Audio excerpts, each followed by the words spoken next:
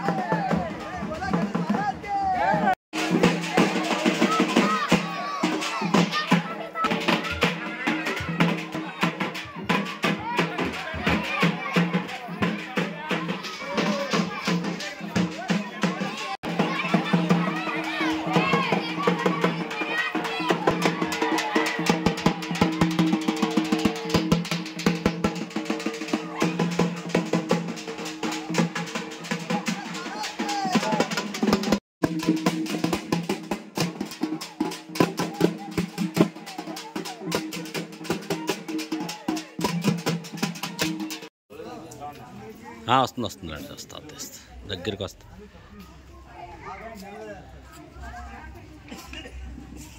అందెత్తాలా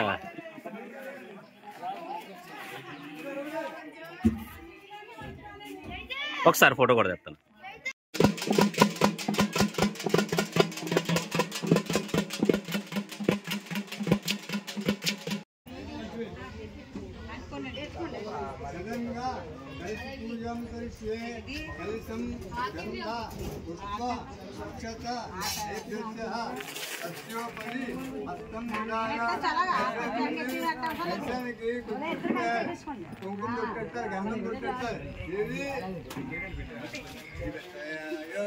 అన్నది